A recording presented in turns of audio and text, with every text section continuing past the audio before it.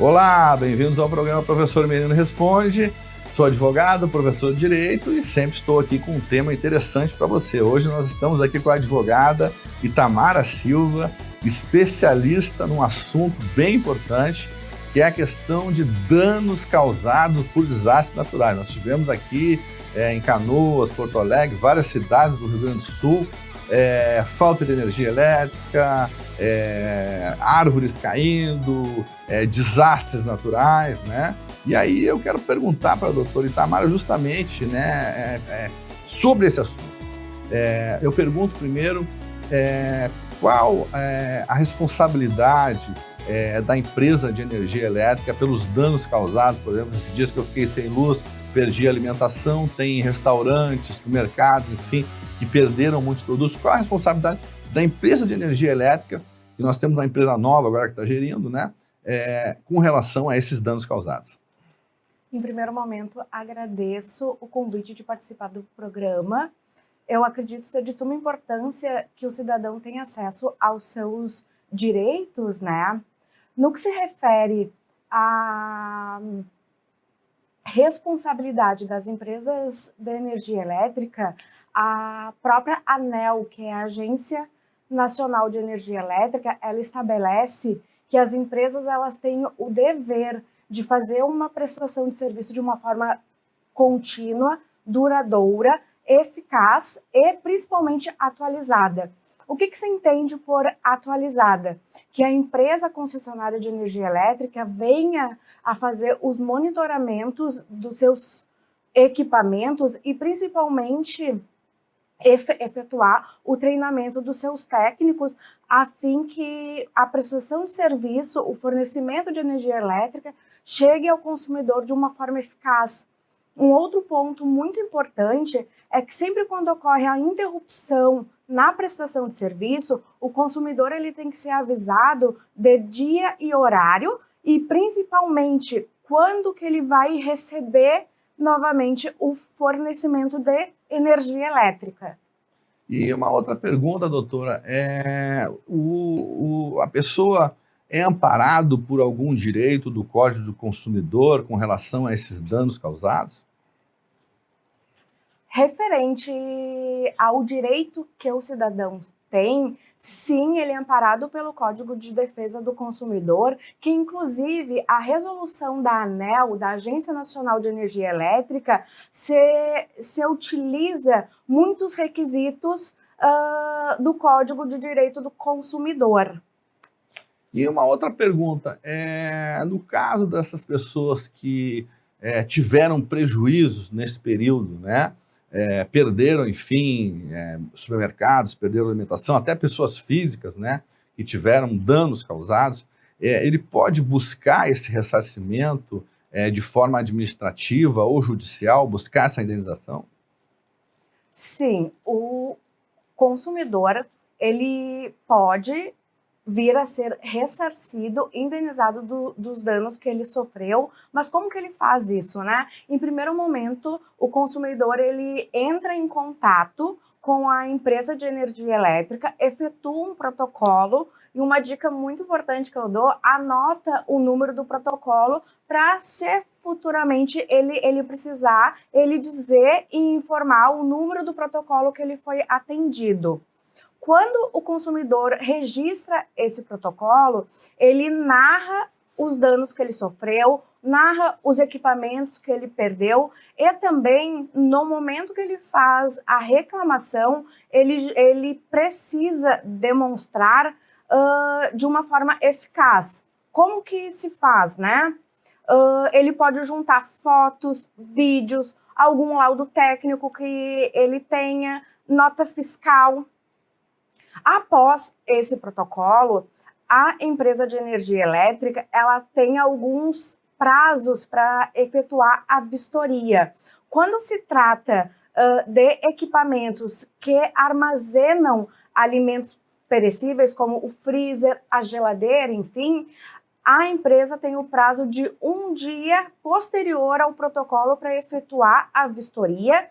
Nos demais equipamentos, são 10 dias corridos. Entendi. Então, pode ser requerido, primeiro, administrativamente, a companhia, via protocolo, né, para que seja feito esse ressarcimento.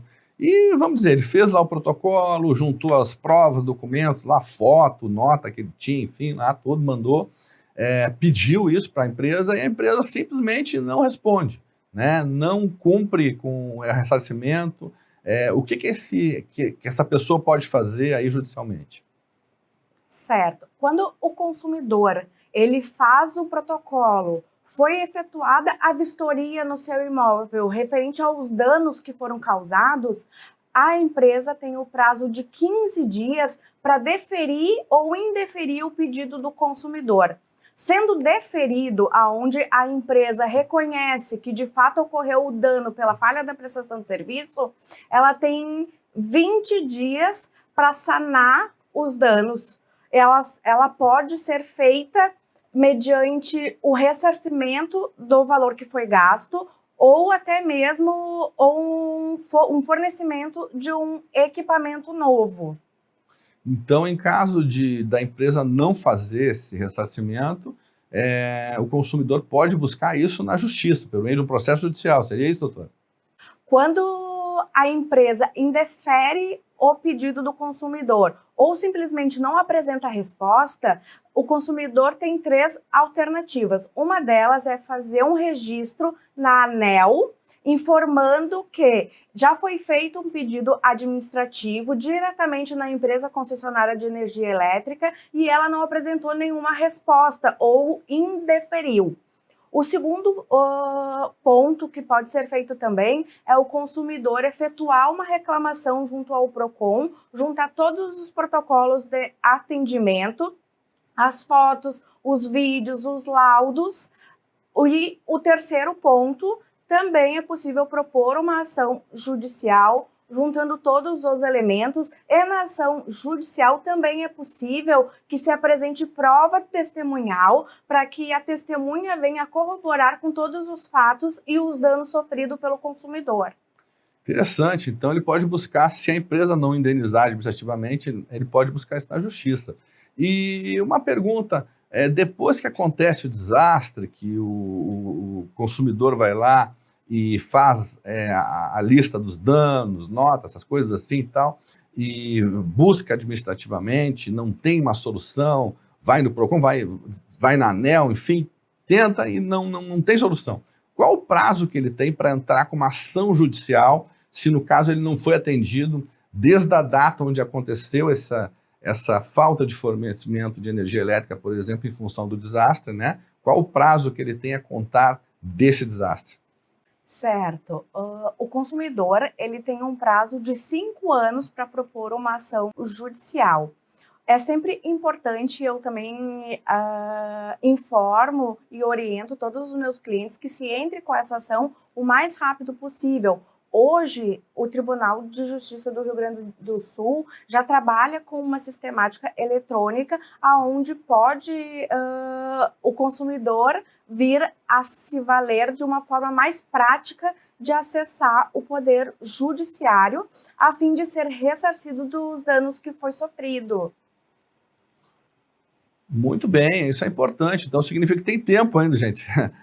Da último desastre que tivemos aqui no Rio Grande do Sul, que caiu árvore, coisa e tal, muita gente ficou sem energia elétrica, inclusive eu também fiquei, né?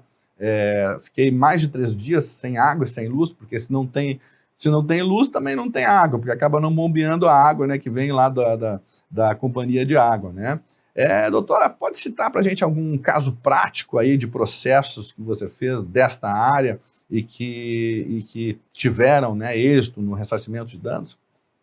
O Tribunal do Estado do Rio Grande do Sul tem diversas ações judiciais referente à falha na prestação de serviço. Um caso prático que nós podemos citar foi de uma consumidora que ela propôs uma ação indenizatória porque no período noturno ela não recebia prestação de serviço. A tensão de energia que era fornecida era inferior, que ela não conseguia ligar o chuveiro para tomar um banho, não conseguia manter a refrigeração da geladeira.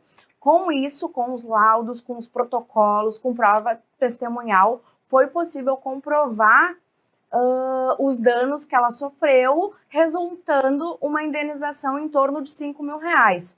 Outro também caso que a gente pode citar é o fato de um outro consumidor que ele ficou 11 dias sem o fornecimento de energia elétrica.